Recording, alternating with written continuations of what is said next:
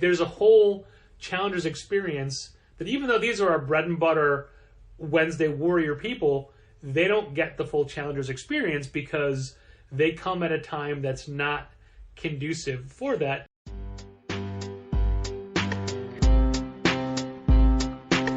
Come on and visit for any occasion. Don't keep patting down waiting. Comics and conversation. Keep the conversation moving along. Keep reading comics, keep your local store strong. If it's hard, then it's a job for the Challengers.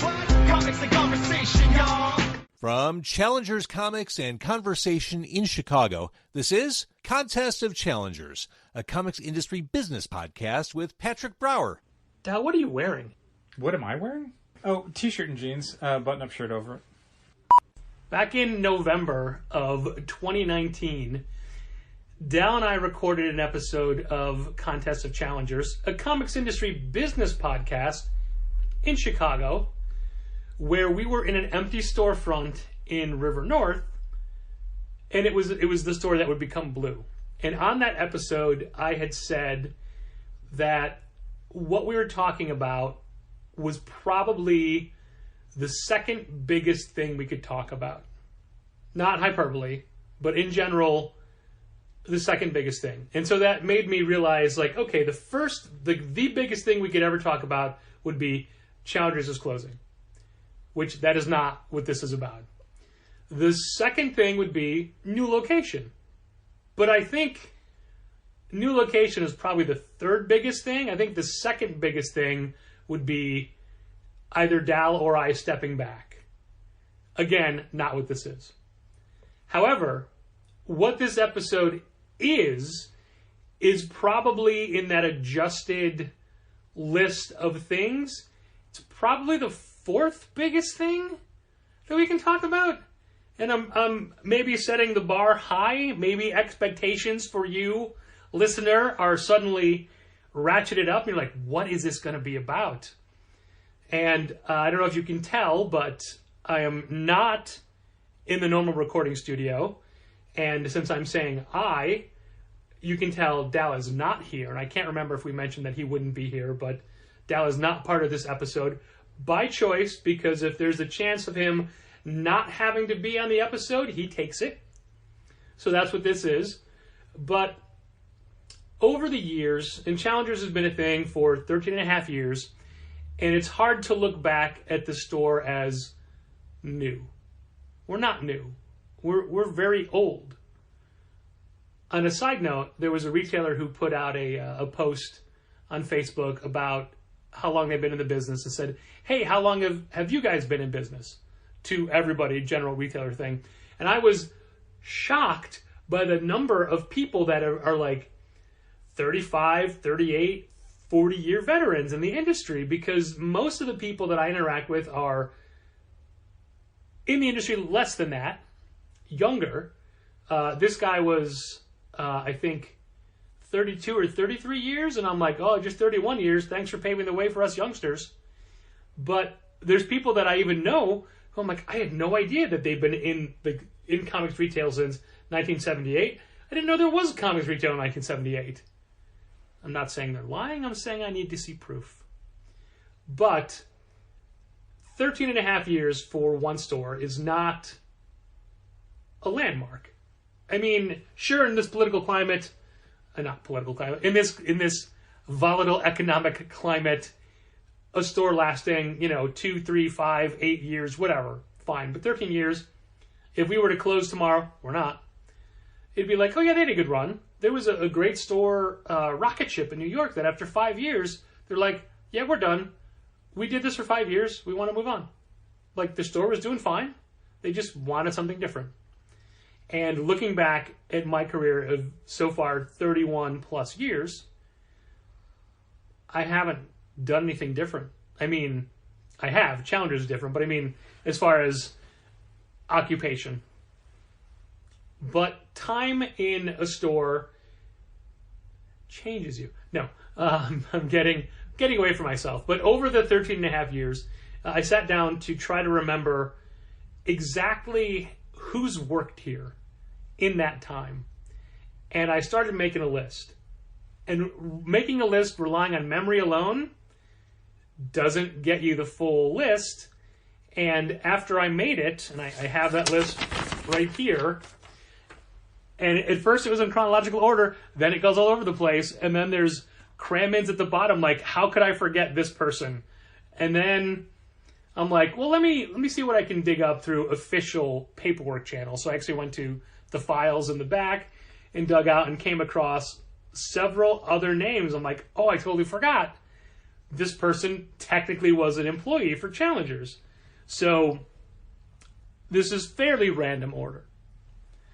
Samantha worked with us to open the store, but couldn't actually work at the store because she was working for a different comic store, which that is foreshadowing. So she didn't officially come on board for a while. And then even so, she worked under a fake name for the first, year and a half, until she was free to work under her actual name. So the first official challenger was Ashley, who was with us up to the pandemic, give or take a year. And then Samantha, and then there was Charlotte. And Charlotte wound up moving away real quickly. We knew she was moving when she was hired. Rose replaced Charlotte. Christina replaced Rose. And that's the point I can't remember the order anymore. If I dug it up, I'm sure I could find it because I still have everyone's records. But then I started making a list of names. So here's the rest of the names in random order. And I'm mixing it up now so if any of the people are listening, they don't think, oh, but I was working for longer than that. Why did you put me at the bottom or whatever? Now I'm mixing it up for that very reason. So it was Ashley, Samantha, Charlotte, Rose, Christina.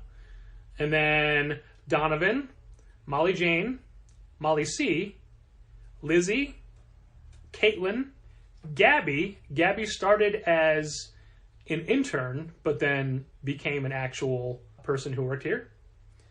Gina, Kent. Kent also started as an intern, and then it moved into an actual...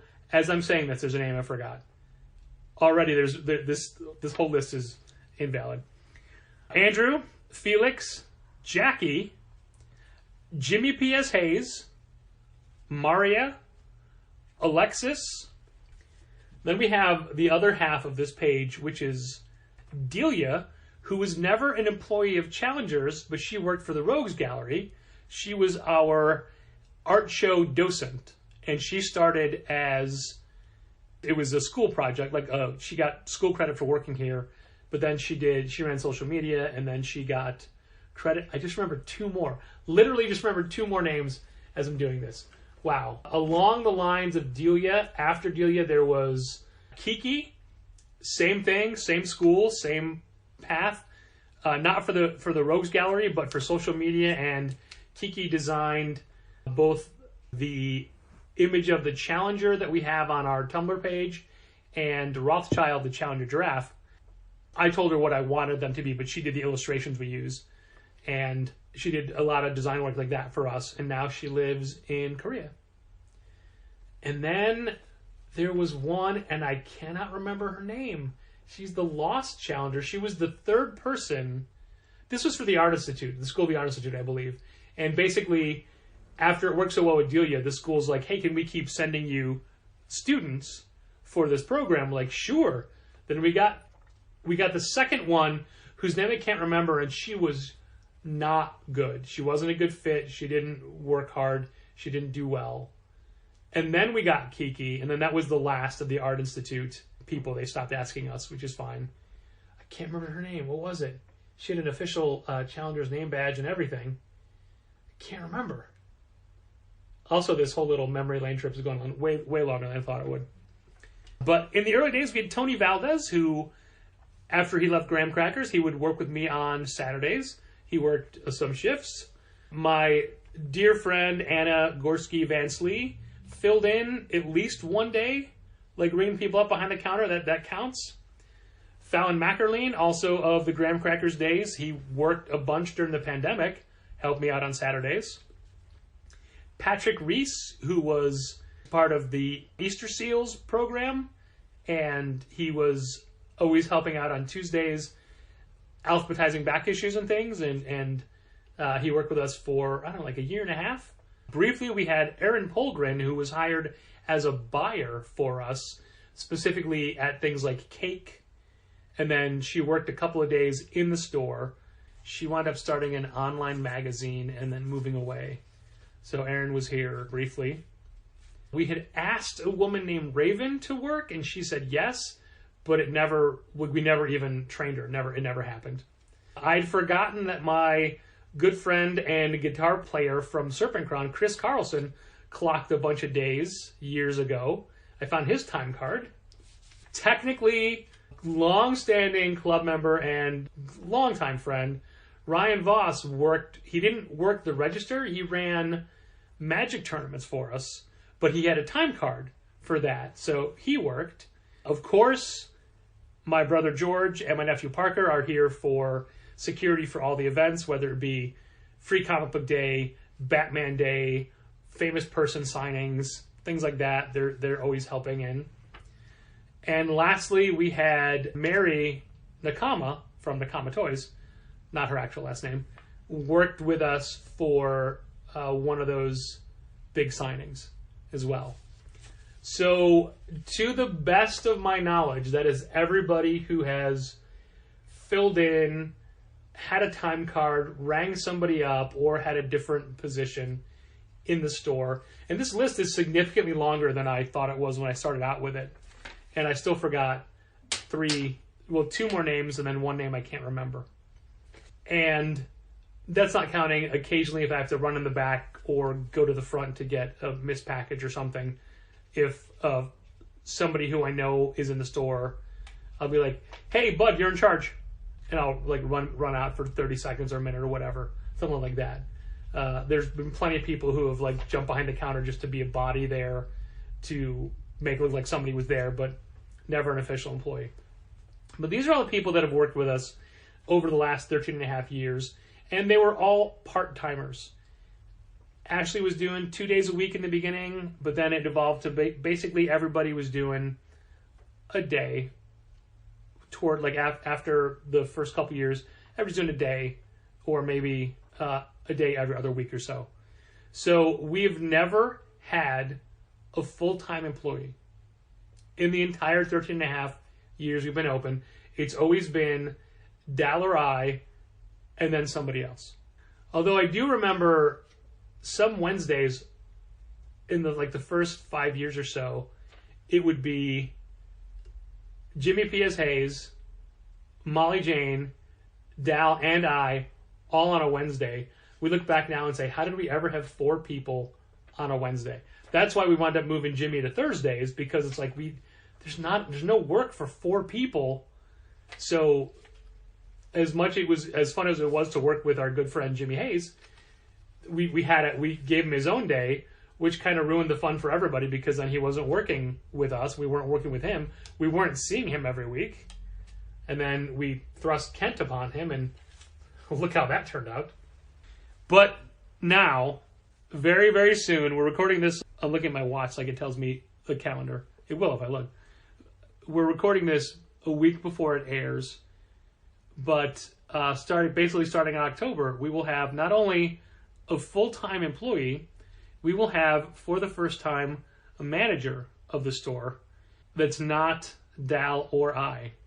And normally, a normal human being would just say, hey, we've hired somebody new, here they are. But I decided to give this 13-minute history of everybody who worked at the store just to see how many people have been shopping with us for that long, how many people listening are like, I know that person, because you may know this new person, and they, this whole time, have been sitting here so quietly, letting me ramble on, wondering, where the hell is he going with this? Ladies and gentlemen, the return, Molly Jane Challenger. Hello. Welcome back.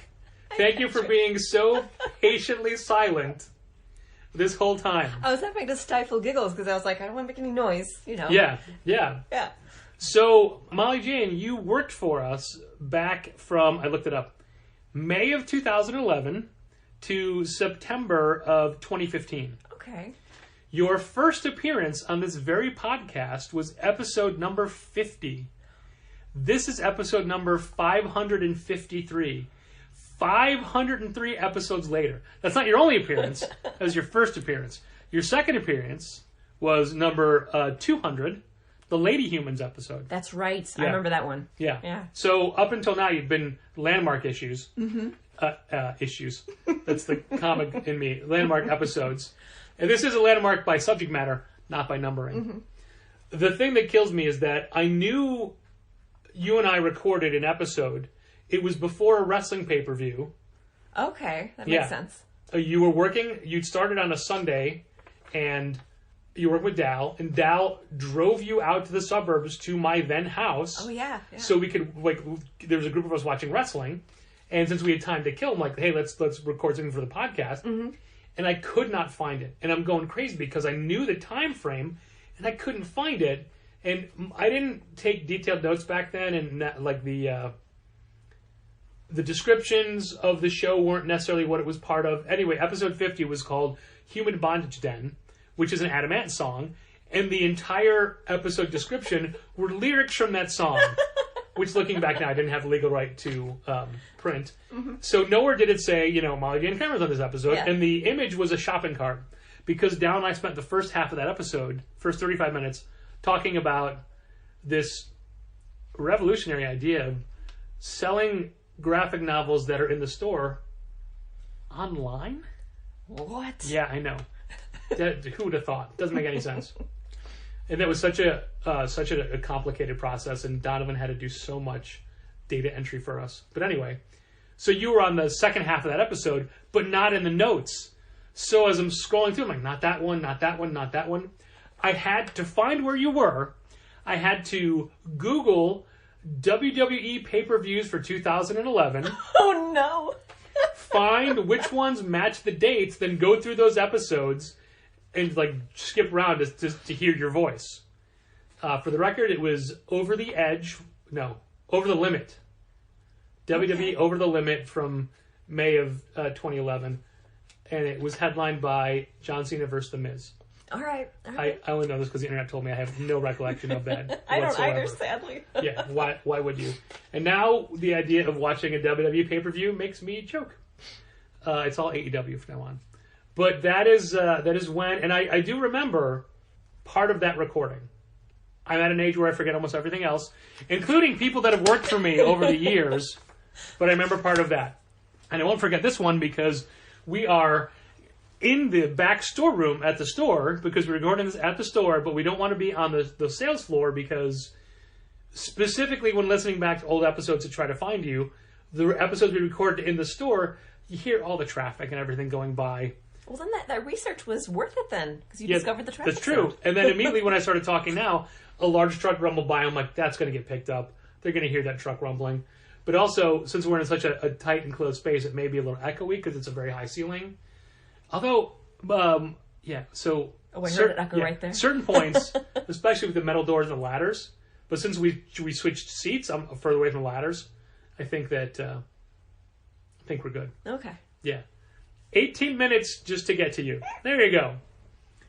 So, I don't want to rehash too much of what we talked about 500 episodes ago, because I'm sure everyone remembers everything in those 35 minutes fully, where you came from, comic book wise, the background and all that. And then I did start listening to the Lady Humans episode because it was really fun, because it was Ashley and you and Lizzie and Gina and Caitlin all together. And honestly, that it turned out so well. I'm like, I want this to be a thing. Will you do this regularly?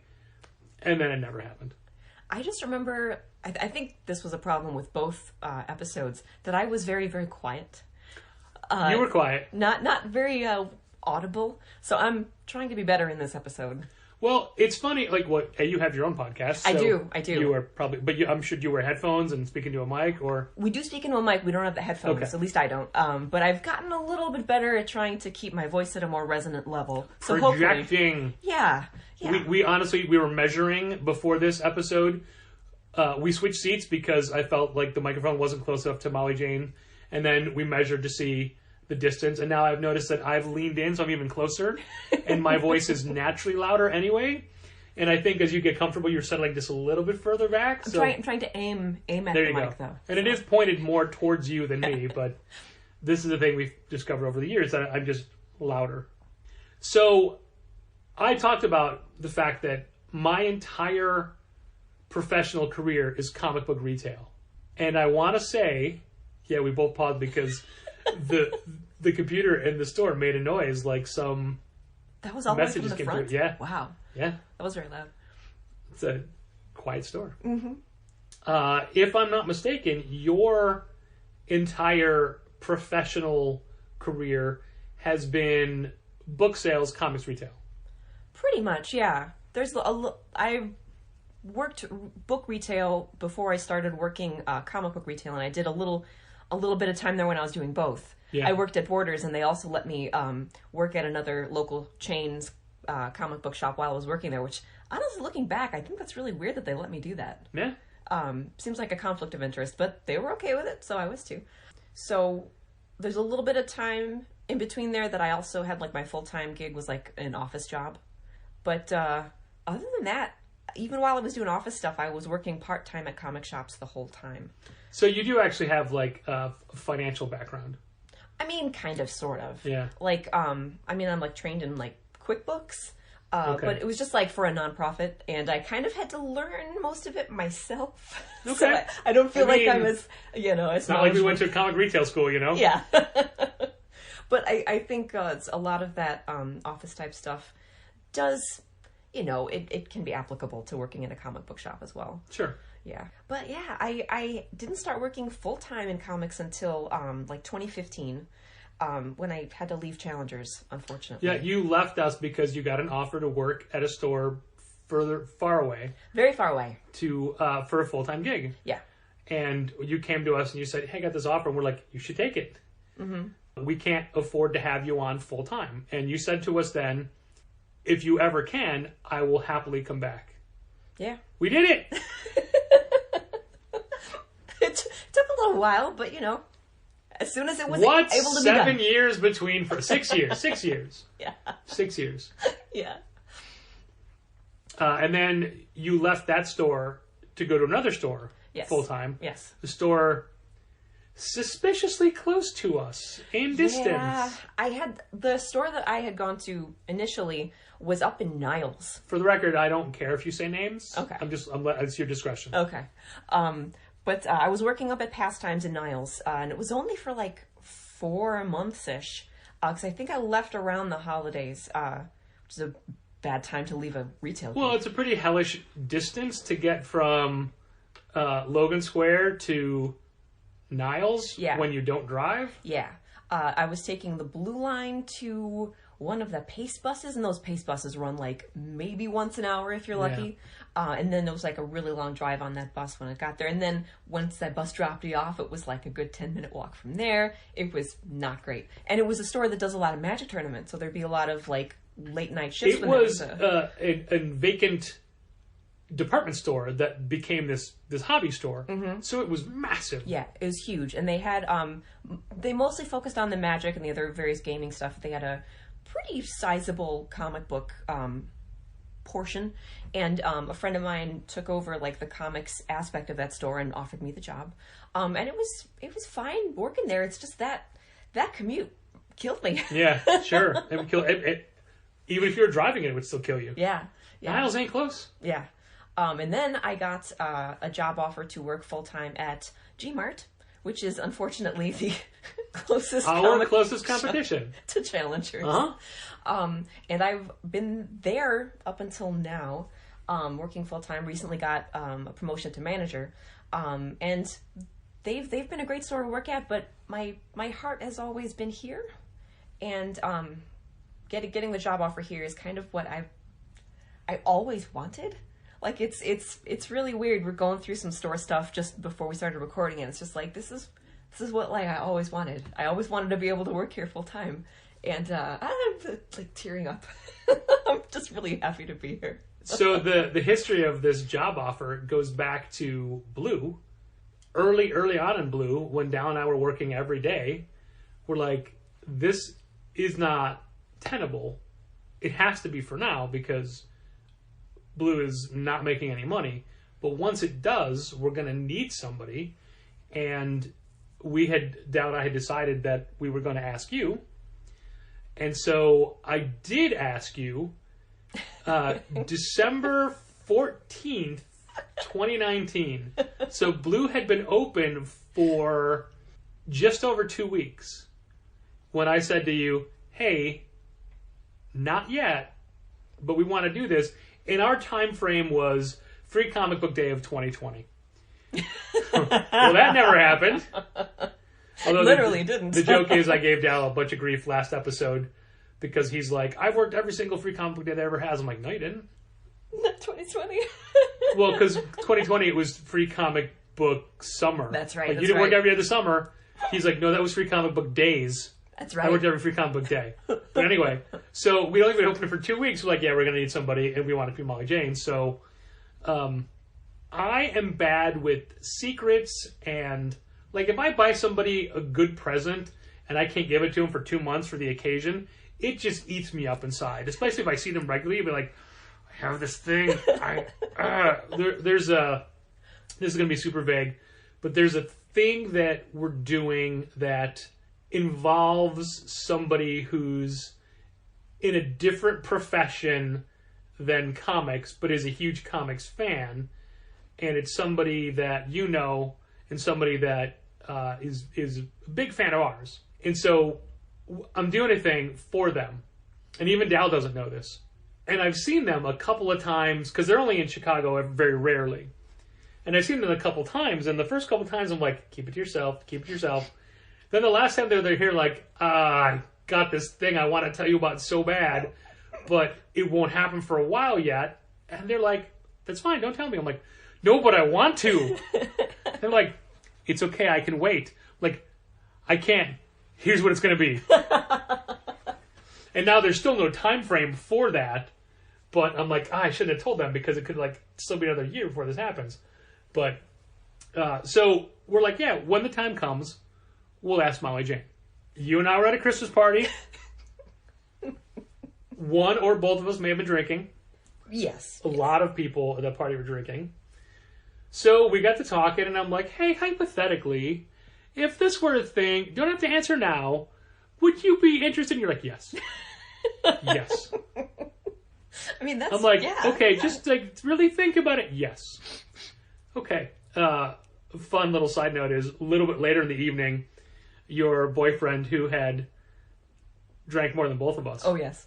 came over and said, hey, you should really hire Molly Jane to work at one of your stores. She'd really be good for your store. I'm like, no, I think I'm not going to. I just wanted to say, way ahead of you. And I think you were right there when he said it. I hadn't got a chance to tell him that. Yeah. I mean, which is fine, because, Dal just did the FOCs. Oh, nice. The phone always faces me, so I can see every mail or text that comes in. Cool. If my friend Bob knew we were recording right now, he'd be texting. Although he missed yesterday. Anyway, so yeah, we were talking about the FOCs before this, and like, oh no, they're done now. Dal did them now. It's done very quickly. Good for Dal. Yeah, I mean, he's done he's at 2 hours since we closed, but like we've been doing this a while. Yeah. I used to do FOC notes for Gmart, and when I would do my FOC notes, I would do it for 3 stores at the same time. Yeah. And the way that their system works, it ends up being a long process, so it takes me a few hours to finish. But I do think it's a little bit weird that, because you only worked at one location. yes. I always thought it was weird when an outsider would do ordering for a store they don't work in to see the trends or what's selling. And obviously numbers are numbers, but it I don't know, it still feels different. But you obviously will be still giving FOC notes, and you'll be going through previews and all that kind of stuff. And so since we're doing this a little bit early, and obviously Molly Jane has worked in comic retail for a long time, which is why we want you for this store, because of your knowledge of the product, your knowledge of the industry, and your passion for both of those things. During the pandemic, the 2 retailers I talked to the most were Mitchell Davies of All Star Comics in Melbourne, Australia, even though they, I guess, cheat at international sales battles because it's the only possible way they could win.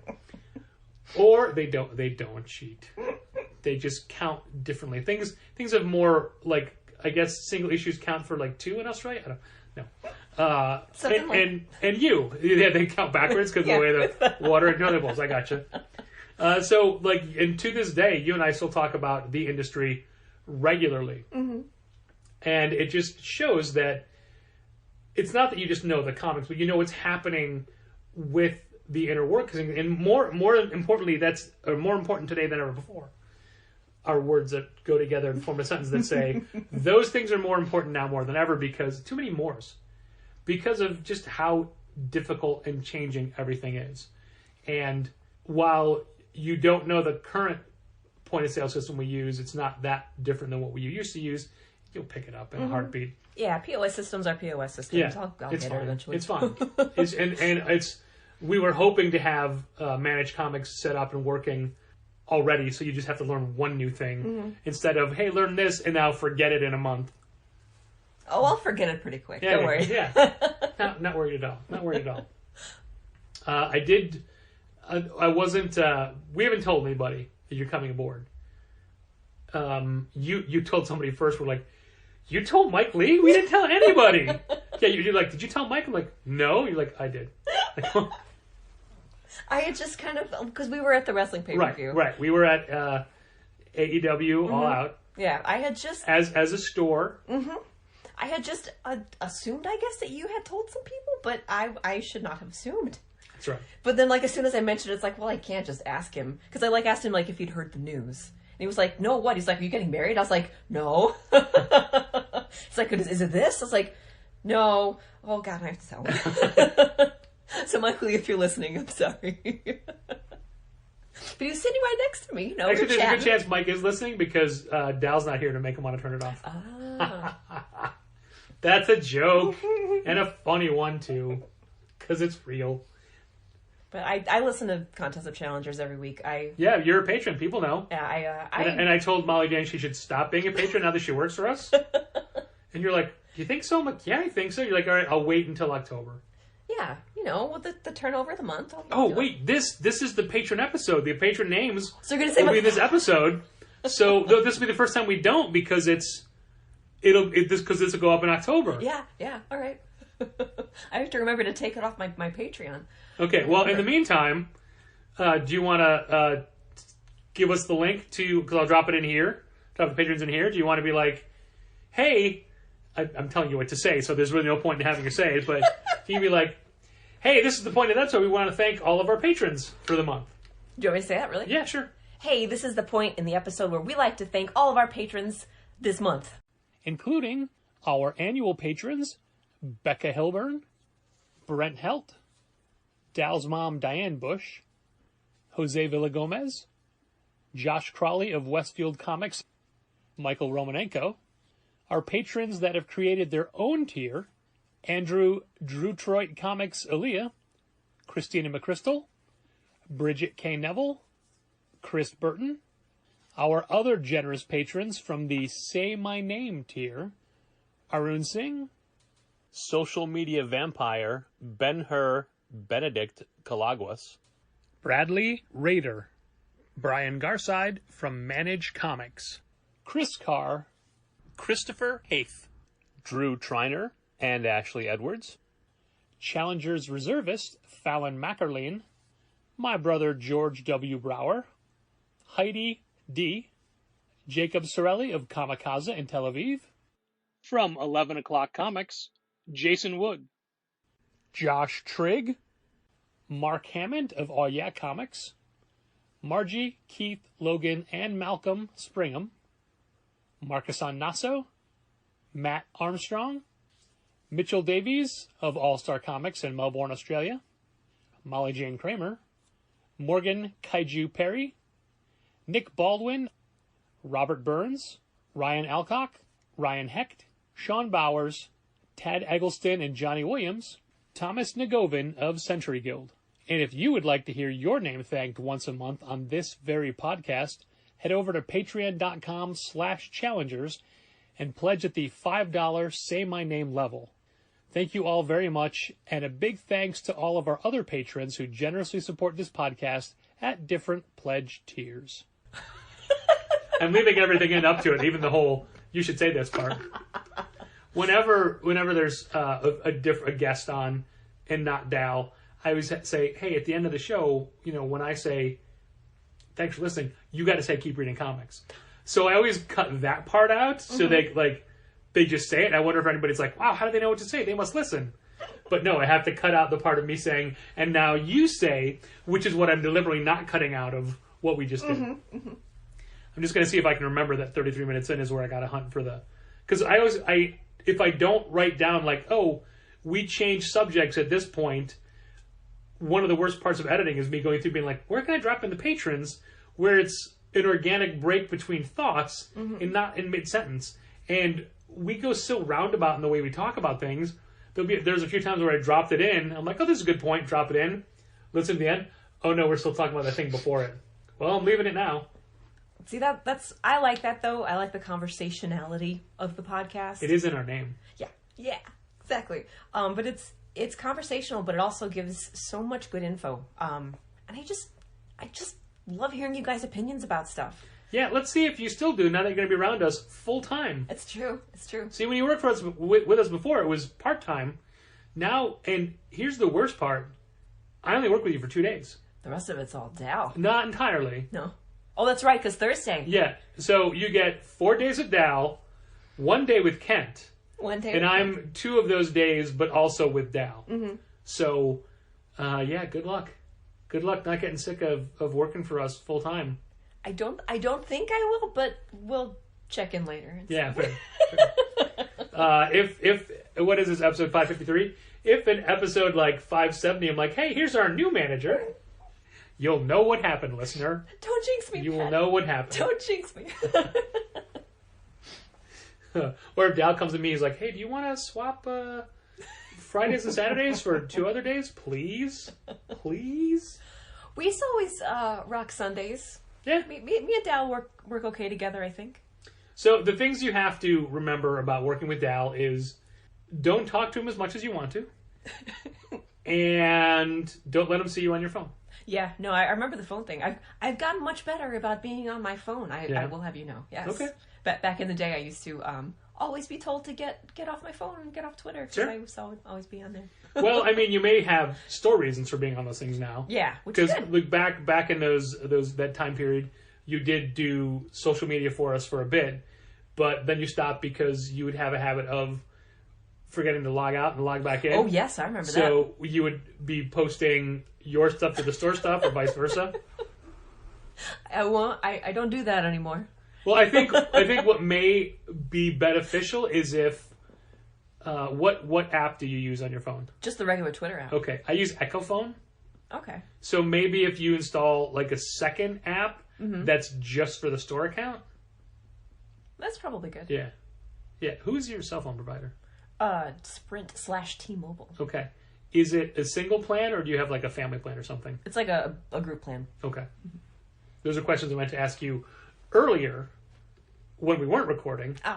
And I thought of them now and I thought, don't wait till later because you'll forget. And you'll forget to ask. So yeah, okay.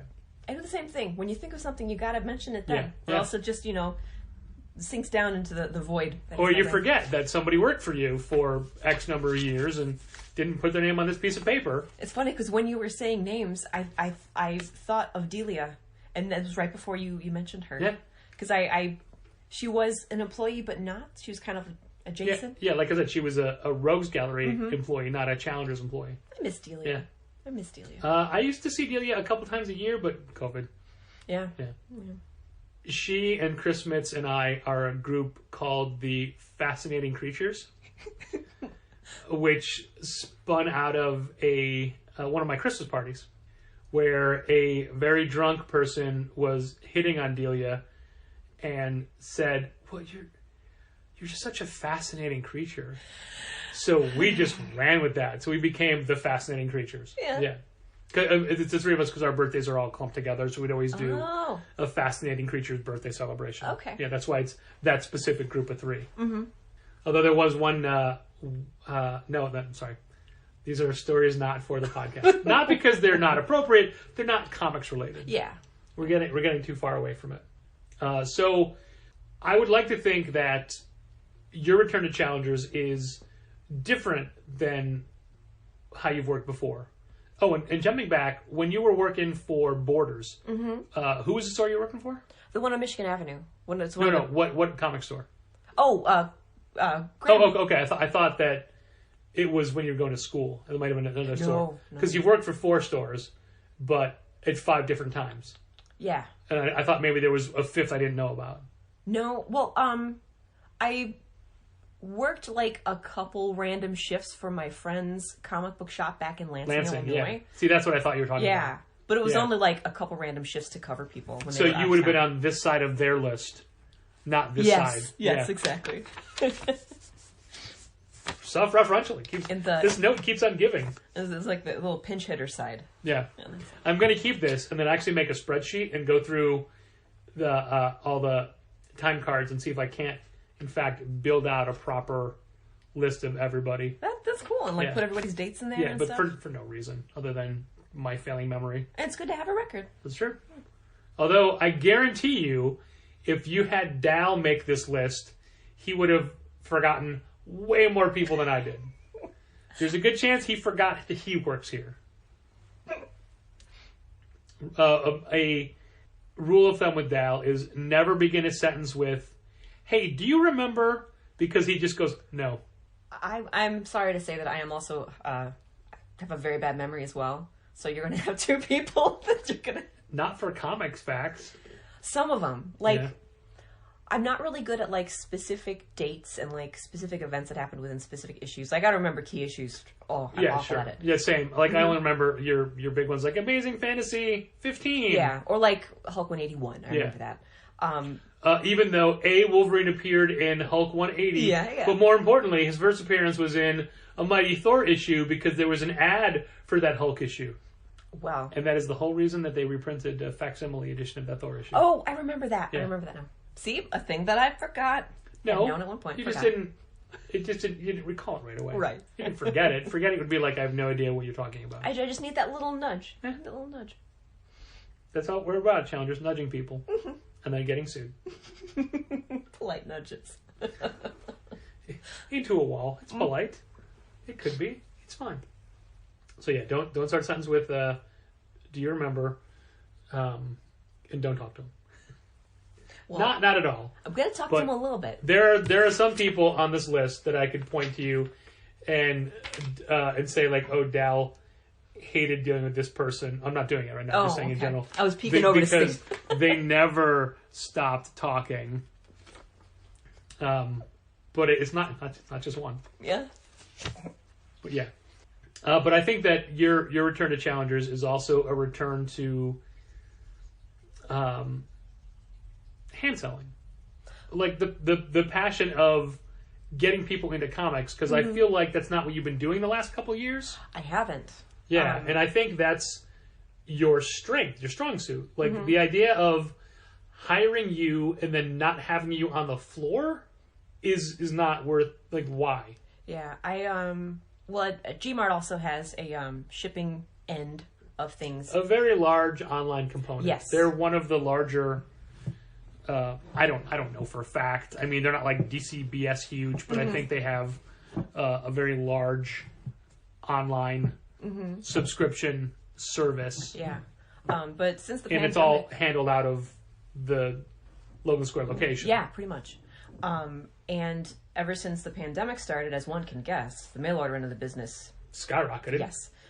So I started doing a lot more on that end of things because honestly, there was a few months there when that was all there was to do. Sure. we were all shut down. Yeah.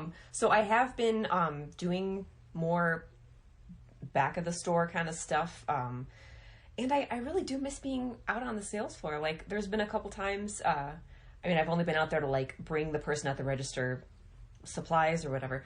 But weirdly enough, like a couple weeks ago, a customer asked me about if we have the Me You Love in the Dark, the first issue. Sure. I was like, oh yeah, it's over here. And the person recognized my voice from the podcast. Yeah, from your podcast. Yeah. Which, if I can... Yeah, please. It's Casual Wednesdays. It comes out mostly weekly. On what day?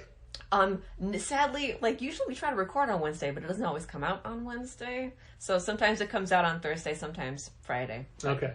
We attempt for Wednesday. Now that my Casual schedule weekdays. Yeah. Now that I'm changing my schedule, it might be a little easier, but I guess we'll see. Yeah. But this person who had been a listener on the podcast, we had just like answered one of his questions on the show. What is Casual Wednesdays about? Oh, I should probably talk about the podcast. I'm going to try to plug it. It's just a typical weekly comics podcast. We do a little segment of news at the beginning.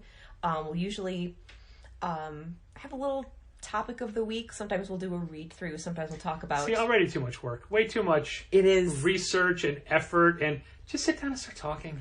To talk about research, we also have once a month a solicits episode when I go through in detail the previous catalog and take notes of everything that's going to be coming out in 2 months. And it's... Yeah, that's great. I think that you should then give us those notes. No, for real. It's always like 35 pages of notes, and Jared's like, we got to cut this in half because it's always like so much. Because there's always so much that I want to talk about. Sure. It's either like I'm excited about it, or I feel like people will be excited about it. And it's with the podcast, we try to focus more on the stuff that Jared and I are both excited about, because that's the stuff you want to talk about, you know. Like we spent a little bit of last episode talking about AWA's Crimson Cage. Yeah. Because both of those creators have been to the store before, even though the writer lives in Glasgow and the artist is in England. Nice. John and Alex.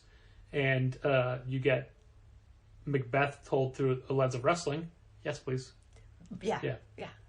So I don't think we do enough of that on Contest of Challengers, but it's not entirely about that. Like, a lot of our feeling is you get that from us in the store when you're here, but also we need to be more proactive at pitching things ahead of time.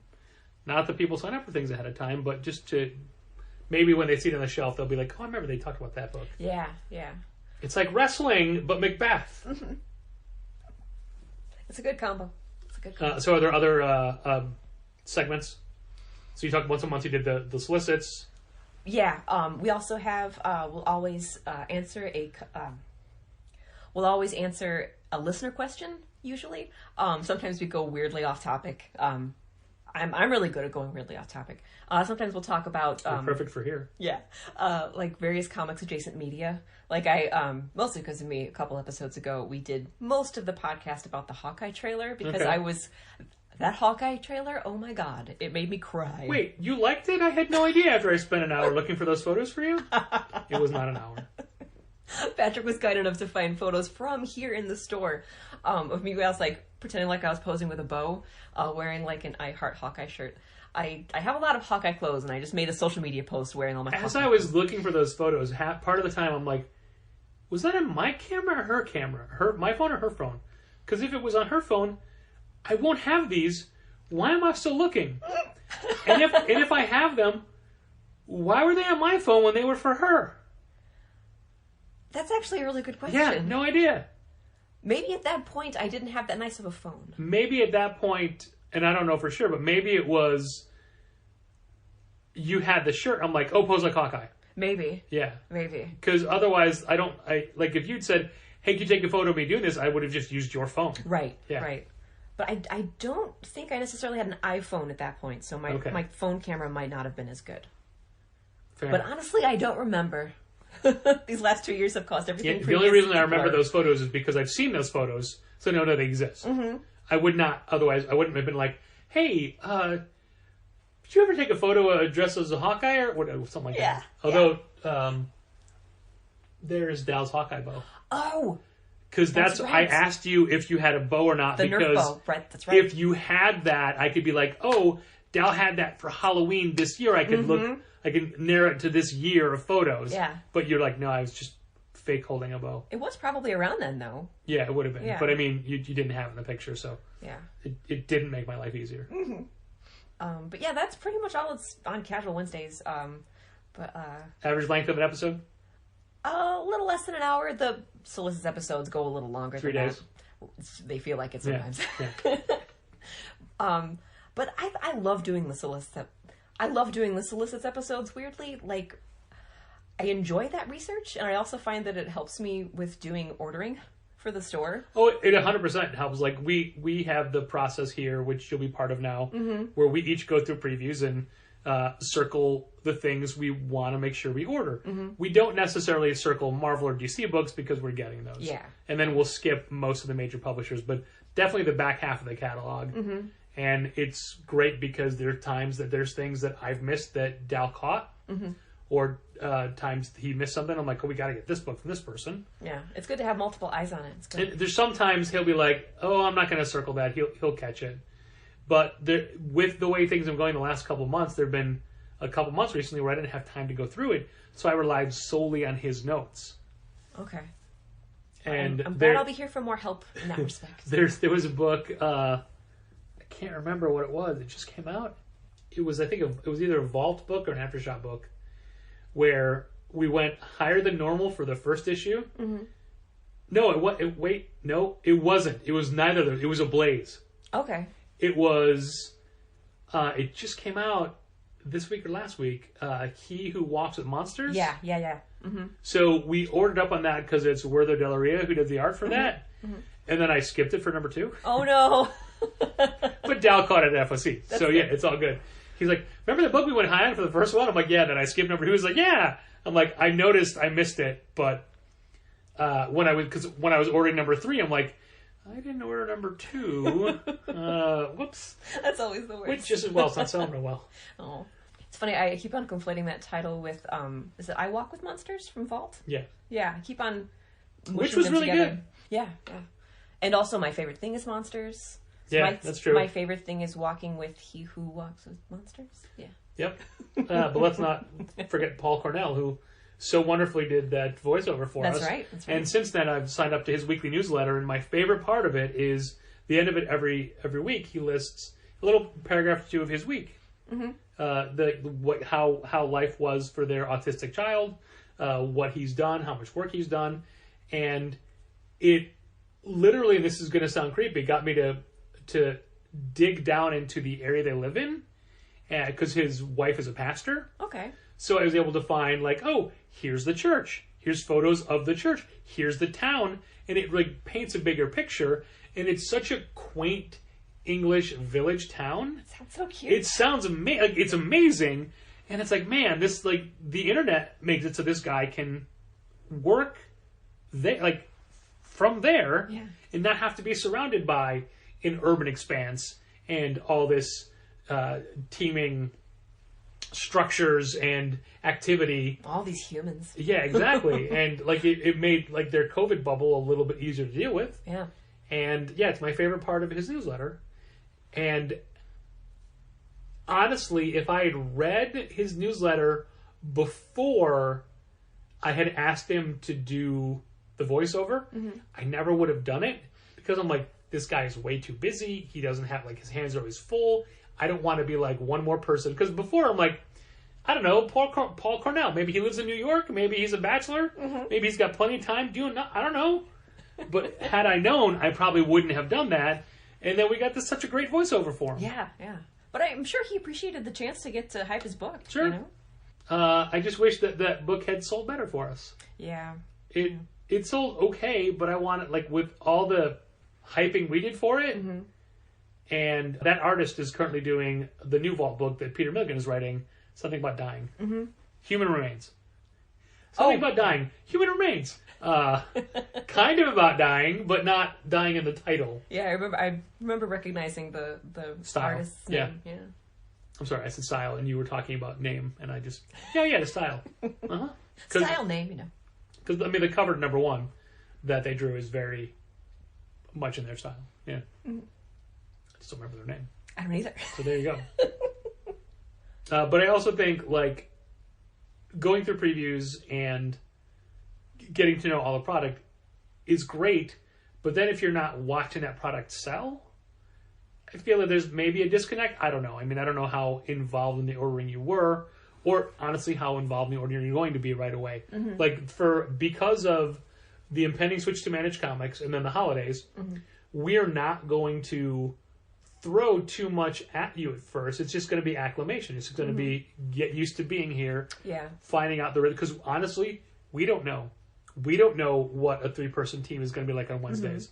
We don't know. Like often, Andrew visits, Ken visits. Sometimes at the same time. It's like we can't have 5 people behind a counter kind of thing. Yeah. And Wednesdays, like Tuesdays, I'm not getting the books. I'm out in the other room sorting the books. As of next week, that all changes because the Diamond orders are going to be real small because the Marvel orders will be coming in. Who knows when? That's right. Who knows when? Oh, Lord. So we were trying to figure out, like, oh, you know, maybe Molly Jean's going to help me unpack the Diamond order. You won't have to. There'll be nothing.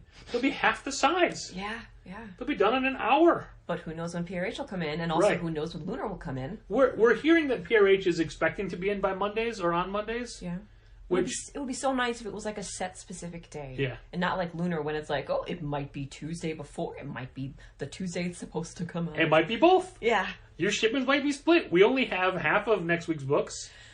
I don't know why, and I guess a lot of it is FedEx's fault, but I don't know why.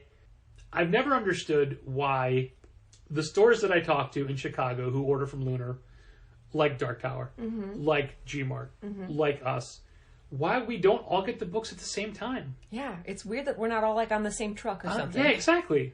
Like Gmart will get books days before us. Or sometimes you get them like days before. Yeah, and on the one hand, I thought it was by volume because for the mail order component, Gmart orders way more than we do. But it's by distance, so Lunar packs out all of the West Coast stuff first and sends it out, and then it draws circles, concentric circles, and then we're the last accounts to go because we're the closest. We're only 3 hours A away. state away, yeah. So why are there days difference? And same thing with Dark Tower. They get theirs. Like I'm surprised that literally our books and your books. Well, then your. Yeah. It's the wrong your. Yeah. Our books and their books weren't on the same truck. Yeah, no, On the same UPS truck. Yeah. We're only a mile apart. Well, Gmart uses FedEx, so maybe it's that. We use FedEx. Oh, okay. Well, I mean FedEx is Lunar. Yeah. Yeah. Yeah. I said UPS. I'm sorry. You're right. Shipping, whatever. You're right. It is FedEx. A lot of stores have been switching to UPS for Lunar, but having different problems.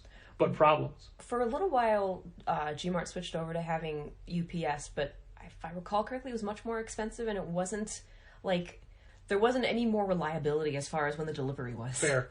And I've heard that stores that have switched over to UPS, every once in a while, a random week is just FedEx. And they don't Really? know why. Because it's something in Lunar system sent it out FedEx. Weird. Yeah. So we're fine with FedEx. I was talking with Mitchell about the shipping costs. Obviously, we're 3 hours away from Lunar. All-Star is 14,000 miles away from Lunar. A little bit difference in the ship. Like, honestly, like for everybody that complains about Lunar shipping, our Lunar shipping costs are pretty low. Not as low as PRH, which is 0. Yeah. But like, we've never had reason to complain. They're never that big. But there's just no consistency of reliability. Yeah. Like with Diamond, we know we're getting our books Tuesday. Yeah. And I always feel so bad about stores that have to specifically schedule people to come in and count in the books whenever. Because you don't know when it is. Yeah. Even when you get your FedEx tracking, it's not necessarily right. Yeah. It's maybe right 55% of the time. Yeah, and especially the last couple months, it's been wrong. Ever every since Free time. Comic Book Day, Yeah. it's been rough. Yeah. And this is at a point where Lunar has a dedicated new warehouse with a whole bunch of extra people in it. And it seems like it's working worse. I don't know. We'll figure it out. I'm curious as to see PRH's boxes because they're doing what Diamond sends in one box. PRH that's 4 boxes for them. Each stack is 1 box. I remember you telling me about that. It's like, hopefully it'll be better for the condition of the books. I guess we'll see. We'll see. I do miss Diamond's old inner boxes because we had a lot of uses for them. Yeah. And the new ones don't work for that anymore. It's the same way at Gmart. I mean, so much shipping gets done, and we can't reuse those boxes now. Yeah. I'm still saying I'll get over that soon. Well, technically for you, it is we. Yeah. This just when this airs, you will have stopped working there, and technically it'll go up your first day. Okay. Yeah, Great. because the release date for this podcast is Mondays, but I always put them on Sunday nights, so that the Sunday night this goes out will be your first day. Yeah. Patrons will have heard it a day in advance. As we are recording this, we haven't told any staff yet. Oh, really? Yeah. Okay. I mean, look, there was a point where the start date kept getting pushed back. Yeah. Yeah. And so we didn't want to say anything just in case. Just in case. I said this was the solid date. No, you did. You did. And there was a point where when I had said, like, oh, we hadn't told anybody yet, like, I think it was the Mike Lee thing. Like, you hadn't? And I'm like, yeah, we want to make sure it happens. And you're like, it's happening. But I can understand that because, like, back when you first asked me about managing Blue, I kind of made myself consider it like this isn't necessarily a thing that's going to happen. So I don't think, like, I didn't want to be disappointed. Sure. So I was just being like, this is a thing that could happen. But let's just, Yeah, because it was, hey, we have to start making money. We hope by Free Comic Day we're making money. Yeah. And that was December we talked. By February, we're like, God damn, this is not working how we thought it was going to work. It might be a little bit later in the year. And like the last thing we want to do is string you along for 2 years. But good news, the world did that to you. It wasn't us. And it wasn't the our whole fault. 2 years. A little less than 2 years. True. We're coming up to that. And of course, right when we're like, all right, we're going to pull the trigger, we're going to do it. And we're like, hey, this is what we're looking at, blah, blah. Because like sales have been crazy good. Right then, that's when things like, okay, we're trending down now. Oh, no. Yeah, but I mean, as September started, and before the pandemic, September was always, let's put on the brakes. Okay. And like, things aren't, like we had a Friday, Thursdays and Fridays are now back to pre-pandemic numbers, Okay. which are fun, but they're not, oh my God, this is great. And, oh my God, this is great is a great way to afford a third person or a full-time employee. But no, it's fine. Wednesdays are still killing it. Today was great. No complaints about today. Awesome. Good. Today was also a day where Saturdays, and you're not going to get this experience because people that shop on Wednesday don't get the weekend version of me. They get Dow. Because I'm on the left computer doing next week's invoice and the newsletter and all that stuff. Right. Because that's when those things come out. But we don't know when we're going to start getting PRH invoices. Oh, so this Like- might shift. Yeah, well, I still haven't done... I haven't looked at Lunar's invoices for next week yet. Because they used to... Their billing and their shipments always used to be mid-Thursday afternoon. Now they're not. But now they send an email saying, hey, your invoice is up. So usually when the invoice is up, that's when the shipment notification up as well. So I could pull the invoice for the week after, Yeah. which it isn't the case anymore. So now it's a matter of just me checking in randomly, and I just didn't do it at all yesterday or today. I'm sure it's ready. You just haven't done it. But it's a matter of then what I'll do is I'll get that, break down how we break it down. Then I just send an email to myself with that information in it, rather than keep the because we have forms that we use through Dropbox, but if I'm doing it at home and it's open here, someone might save over something else. So I just email the breakdowns, and we're not exactly sure when we're going to be getting the Penguin Random House manifest. You know, the pick list of what's actually coming out for the week. Yeah. So that's probably a thing I won't be doing on Wednesdays. All right. So anyway, my point was, today it was me and Lizzie, and some days, it's not that I'm on, but some days they're just way more chatter and interaction and joking, and everything is some form of light joke based off of, I don't know, what they're wearing, what they're buying, what the day is like, just something. Most often at my expense, just to make everybody feel involved or whatever. But it's more of, and I don't want this to sound phony, it's more of a show. Okay. And like today was definitely 100% a show, top to bottom.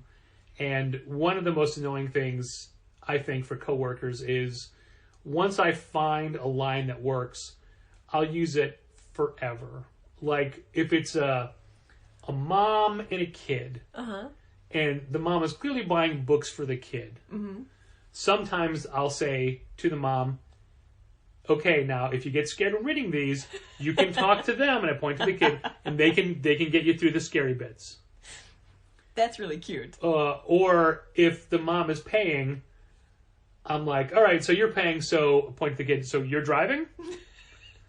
And half the time they go, I can't drive. And half the time I go, yeah, I'll drive. I'll do it. I'll drive. But, I mean, I do that all the time now. And I'm like, okay, this works. I'm going to keep using it. And I'm sure I'm going to use it to the same kid eventually. I was just going to ask if you... It hasn't happened yet. But, or lines like, if the dad is paying, I'm like, all right, so, like, and if they say something like, all right, well, you just got to do your chores. I'll be like, okay, I heard that. I'm a witness. You have to do those chores now. Or like more talk like, what are these? Like, what are the chores? What are you gonna do? Like, you're gonna wash the dishes or mow the lawn or something? You know, like get them to admit it in front of that, so I can say like, I heard that. I heard them say they're going to do the dishes. Verbal confirmation. Yeah, exactly. So things like that. So the people that work with me on the weekends, and it's whether it's Andrew or Lizzie or Samantha, they're gonna hear a lot. But the parents don't. So it's fresh for them. Yeah. That's where it matters. It matters for the customers. But I don't do that on Wednesdays because Wednesday, Dal does most of the ringing up. And I honestly think that's going to change. I think it's going to be you. Yeah.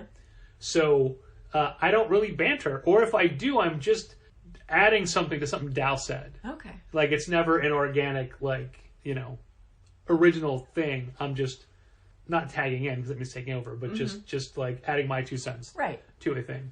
But like, there's certain times, certain customers are like, you okay? I'm like, yeah, man, I'm just working. I'm concentrating on what I'm doing over here. Yeah. You know, I'm not ignoring you. I'm just working. Yeah. But I mean I feel like most comic book readers and customers are gonna be very forgiving of that because you know that Wednesday is the big day. Wednesday is new release day. But I feel like so many of the people, especially because we're so customer heavy Wednesday mornings, and because there's a huge line, like it's like, get them out. Yeah. That, like, there's a whole Challengers experience that even though these are our bread and butter Wednesday warrior people, they don't get the full Challengers experience because they come at a time that's not conducive for that. Yeah. Nor am I saying they should change up and just come in on a Saturday. See what it's like. No, do what's better for you. And also, hopefully you come here for the books. The experience is just a bonus. Yeah. Don't come expecting the experience. That's what I would write. That would be the... Oh, no, I already have a title for this episode. Sometimes I cheat and have a title ahead of time and try to work it in. But the title of this one is Generally Managing. Okay. Yeah. Which is good because I automatically forgot what I was going to make the title from what we were just talking about. So it doesn't even matter. So who cares? The point is, the moral of this story is... You, Molly Jane Kramer, are a full-time challenger. Yeah. As of a week from this recording, but as of the time this is going out. Actually, before that, because your last day is just in a few days. How many more days do you have there? Days working? Yeah. 1, 2, 3, 4 more. And how big of a party is planned at the end of the day? I don't think there's any party planned. I hope. I don't want to party. Have they already started putting up photos like, don't let this person back in the store? I hope not. Yeah, you're gonna go through like they gotta check your bags on the way out. I still got some stuff on order there, so I hope everything's okay. Well, you have an inside man.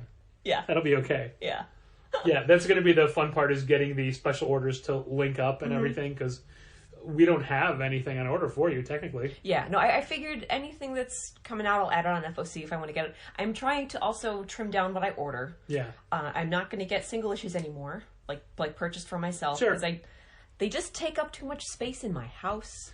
Okay, don't talk about not buying comic books on a comic book podcast. Okay. That's good. Okay, sorry. Mine or yours. Okay. Either way.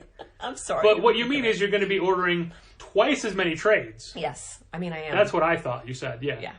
Yeah. But like omnibuses. No, as a comic shop employee, Molly Jane has the ability to read these things in advance. Yeah. So it's just a matter of not having to own it. You still want the experience reading the comics. Yes. And while I would rather not have as many And I honestly would rather have shelves of trades Sure. or of like fancy hardcovers and omnibuses than anything else. Does it blow your mind when people want bags and boards for trades? Yes, it I don't does. get it. And I try to talk them out of it, even though that's like, oh, that's, 29 cents for your store. You're just shooing it away. Yeah. 28 cents. Yeah, and like, Well, 25 cents for the store, 3 cents to the government. and I remember when I used to work at Graham Crackers, we used to bag every trade and tape it up to apparently discourage people from reading in the store, I guess. We did it. We started doing that downtown because all the graphic novels were then on wire shelves. Oh, same in And Lincoln Park. it damaged them. Yeah. And this just kept them safer. Okay. Kept them more protected. That's a better reason, but Yeah. it always kind of seemed like it was also to get people not to read, at least at my location. I was the one that started doing it downtown, and that's specifically why. Yeah. Because sliding a graphic novel out of a ridged wire rack Mm-hmm. in and out, just the bag keeping it, forcing it shut. Mm-hmm. Nothing, like covers can't bend back. We kind of hate here that different publishers use different paper stock, and as you know, the store gets hot. Yes. Covers will curl. Oh no. When they're just new this week for the week, and the week they're out, those covers will curl. Like once you put them back on the bookshelf, they're okay. Mm-hmm. But for that first week, it's like, oh man, Dark Horse, like a lot of their hardcovers immediately kind of flare out. Like, you guys, I got a Fantagraphics hardcover recently that was doing that, where the cover itself was kind of like curving. Yeah, It's yeah. very weird. that's how the heat affects Yeah. that type of pressed cardboard. Yeah. Yeah. So I mean, I'll take the heat for that one. Okay. But I mean, I would had we wire racks here, which we wouldn't for trades, but Mm-hmm. I almost want to bag them on the new release wall, not to prevent looking through them, but to prevent damage. To press them. Yeah. Yeah. Kent and I were moving some shelves around today. Like we just we did a beginning this year. We piggybacked onto a BCW box order with Dark Tower. Uh-huh. The boxes just came in Monday. Mm-hmm. And this is after they'd been like, oh, they'll be in June, they'll be in July, they'll be September. They were September. So anyway, we got them. So we don't normally buy boxes in this kind of bulk, but we did it for BCW are my favorite boxes. Mm-hmm. They're the best quality boxes.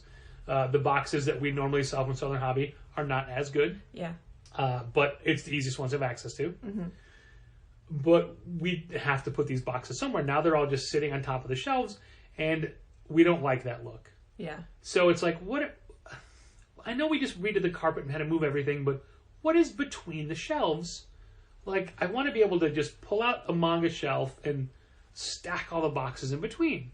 So we were doing that, and there's a bunch of stuff in there already. We can't do it. But Yeah. there was a brand new, not new this week, but a very new Iron Man Epic Collection. In between the shelves, there's those smaller red shelves that's where they live. Uh-huh.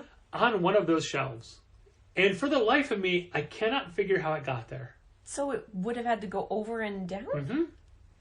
But it was also behind the back half of the alphabet for the drama section, or like the KLM section of superhero stuff. Like Iron Man is on the whole, like before the gap in the manga where the manga goes. Iron Man's over here. It was over here. That's so And in weird. there, yeah, like somebody, I think I may have just figured it out. As we're shelving books, we put them on the top of the shelves as we're filing, and maybe it was just up there and got knocked over or something. Okay. Yeah. Makes So, sense. like, looking at it from the standpoint of how could a customer do this, it doesn't make any sense.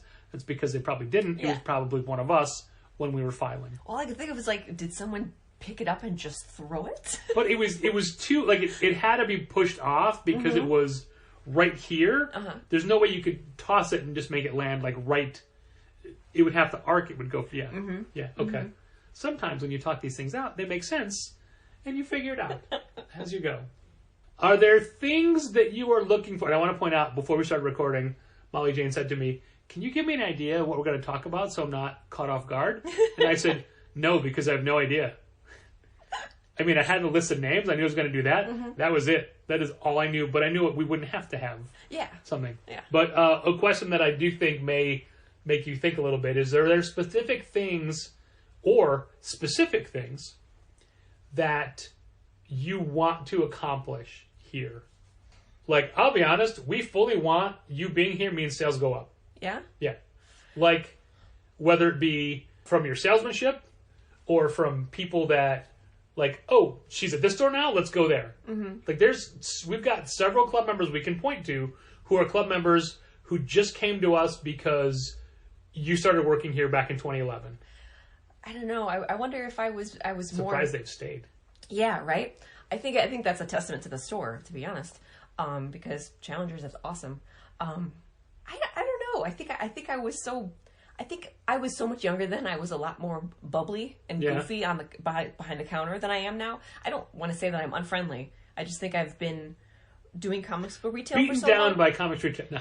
Well, I think I'm just a little bit more, I don't want to say sedate, but just a little bit more calm and not so like, oh my God, did you read this? But I still do have that enthusiasm about the stuff that I love. We don't do that. Yeah. Do that enthusiasm. Yeah. Just don't ask those questions to Dow. That's what I'm going to do. I'm just going to be like, oh my God, Dal, did you read this? Oh my God. But I do think that working not on the sales floor has kind of, it's hurt my urgency of keeping up with books as much as I used to. And I hope to get back to doing that more often. And I hope to get back to being very up to date on all of my comics. I think it's the cycle of comics retail, because you start reading comics frantically as a fan, and then you're doing it as a fan as it bleeds into retail. Like, I have to do this for this, and then you resent it a little bit, and then you don't have to do it. You're like, well, I'm not going to read these.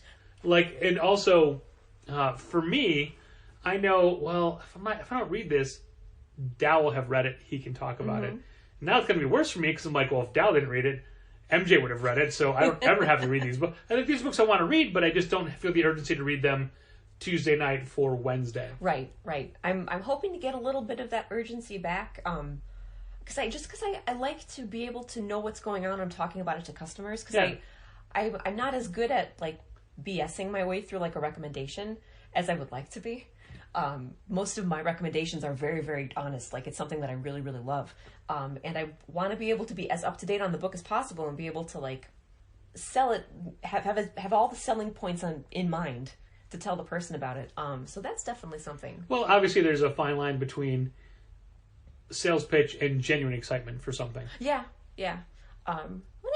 Tell the line between. Andrew is somebody who I think is sometimes over eager to sell something because he doesn't know when to rein it in, because he's excited to talk about a book and be like, oh, how about this? But he gives too many options. Yeah. Like, we were talking about 4 reasons the level of bag and board options that are out there. Mainly with Kent, I was talking before, but you and I talked about a little bit. But I think there's too many sizes. When there's, normally in the industry you think, okay, fine. Current, silver, golden magazine. Fine. Then there's modern. Then there's regular. Yeah. Then there's regular silver. Then there's current modern. I'm like, everybody's just adding an eighth of an inch here and there, calling it a different size. And with all of the supply chain issues, we've been at Gmart, we've been having to source bags and boards from different spots we wouldn't necessarily. At Gmart, they've been having to source. So it makes it so annoying when you're using boards that are sized ever so slightly smaller, and then the bags are ever so slightly bigger. It bothers, the slight bit of OCD there. Like, I don't want that extra bit of bag. I want it to fit snugly.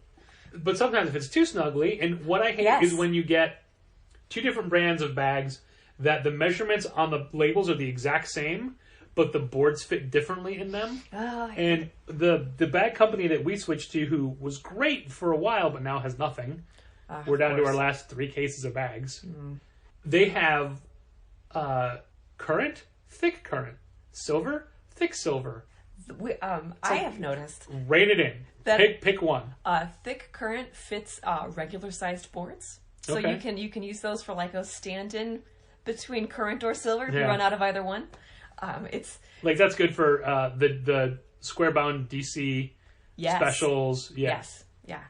A lot of bad idea comics are thick paper, and they kind of bow a little bit toward the spine, so they need something a little And for as much as there are things to complain about with Bad Idea, their paper stock is not one of them. That's true. It's good, heavy, thick paper stock. Which makes shipping costs go up because it's so much heavier. No. I was talking to someone today about Bad Idea, and I said, the one thing I want to complain about with them is that their solicitations give too much away. And in my head, I'm like, that's not the one thing. That is a thing. That is not the one. If there's one thing you're going to complain about, it's not their solicitations. Mm-hmm. Mm-hmm. But we're not going to get into what it is. Yes. And just a number of people that come in, speaking of Bad Idea, and go, yeah, so like, they failed, huh? They're leaving. Like, they can't believe they didn't do it. Couldn't even last a full year. I'm like, you guys don't get it. It's marketing. Yeah. You're playing right into their hands. Mm-hmm. Playing right into their hands. Mm-hmm. You're playing right into their counterfeit button-filled hands. Oh, God, yeah. Well, welcome back. Thank you. You said it, like I even mentioned earlier, you said if this ever happens, you'd be happy to do it. Here we are. Yeah, it happened. And one of the things Molly Jane asked, it's funny, when I'm talking to the listener, I turn to look at the phone, just so I turn, so I'm not looking, so I'm... Yeah. It's a more visual cue for you then, because they don't know where I'm looking. Yeah. So one of the things Molly Jane had said was... I bet you can tell, because I bet my voice... Yeah, hopefully it'll... I just started looking at the ceiling for that. She's like, do you need me to be on the podcast regularly? I'm like, do you want to be? You do your own. And Dal's like, she can have my spot. Oh, I don't know if I can do 2 a week. Right? I can barely drag my butt out of bed to record Casual Wednesdays. When Kent came, after he graduated and moved back and was here regularly, I'm like, hey, we're going to do a thing called Kent's Comics Corner, where each week, like, Kent will run down books that he liked, and we did like 3 of them, and it just never kept going. I mean, like, something like this, it's not bad. Like you said, it's a lot less work than doing a big planned out thing where you have to research stuff. Yeah. But it's nice. I like that it's very loose and very casual. I mean, Casual Wednesday. It's hard to have a set schedule when you don't know what the industry's going to throw at you. Yeah. When, like, the whole point of the podcast is what was the week in comics, and we technically didn't do that this episode, but this is a comics industry business podcast, and part of business is hiring and having a manager for the store, so that totally counts. And like we were part of a Managed Comics stream this week. Every one of their I forget what they call it, thought streams on Thursdays. Dal always tries to either watch it live or watch it as soon as it's over. And up until now, I've been like, tell me what happened. But this time, I'm like, I'll do it too. We got done from visiting Dark Tower early enough to get back in time. Mm-hmm. So we were on that, and it turns out that it was just us for the most of it, for the first half. And then when a third person came on, I say third, but it's actually 4 because Brian was doing it as well. Yeah. I forgot I was bringing that up. I don't know. But there's nothing specific to report about our pathway to Managed Comics from this week. Just like, hey, not yet. Mm-hmm. So, I mean, that is a thing that we usually talk about every week a little bit, just because it's part of the week. Mm-hmm. But nobody... see, the thing is, we're talking about what happened this week, but Dal and I just did that yesterday. And this is the next week's episode, so who knows what, like, there's probably going to be something monumental that happens, and people are like, I cannot wait to hear what Dal and Patrick have to say about this, and they don't get it. Maybe Dark Horse will announce it's moving to Penguin Random House. Yeah, something monumental, Molly Jane. Let's face it, IDW moving to Penguin Random House means nothing to anyone except Diamond. Yeah, pretty much. Image and Boom are the 2 that will have an effect if they go somewhere. It's true. That's kind of it. It's true. But I do kind of just enjoy from afar the fact that Image must have so much negotiating power now. Sure. Because they're like the big fish. Yeah, but Diamond is losing so much money from elsewhere. Like, how much can they afford to give Image to keep them to stay? Yeah.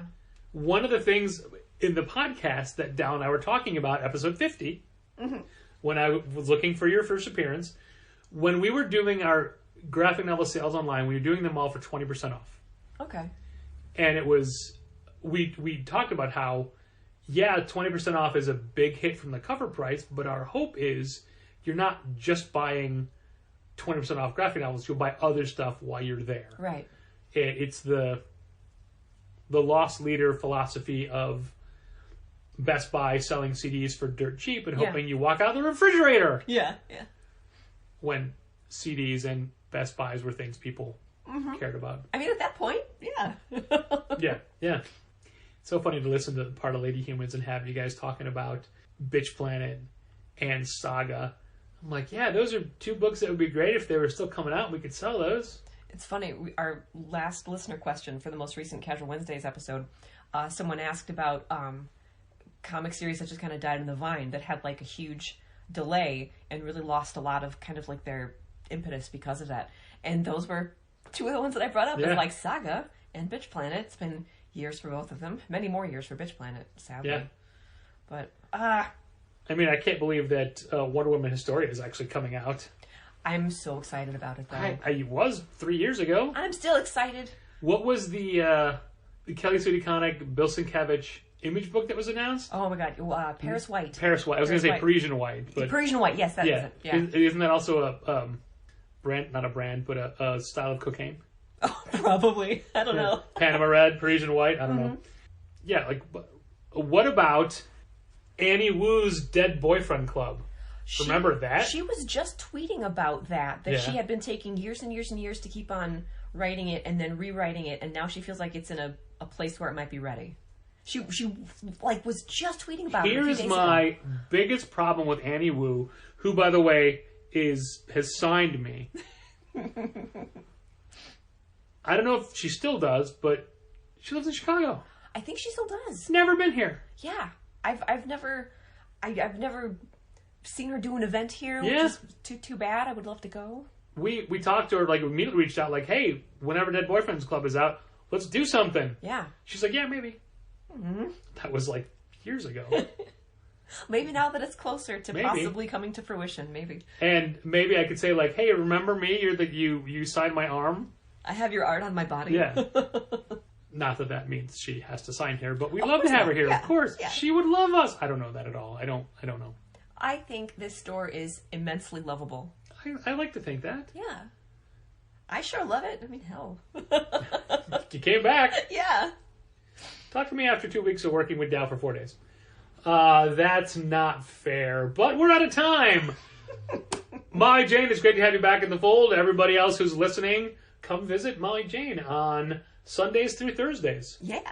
I wonder if this is how we're going to tell Kent that you're working Thursdays. Thanks for listening. And keep reading comics. This has been Contest of Challengers. Thanks for listening. Keep reading comics. Challengers is located at 1845 Northwestern Avenue in the Bucktown neighborhood of Chicago. 773-278-0155. Keep up to date with new releases and events at challengerscomics.com. Like Challengers Comics on Facebook, follow @Challengers on Twitter, and help fund this podcast at patreon.com/challengers.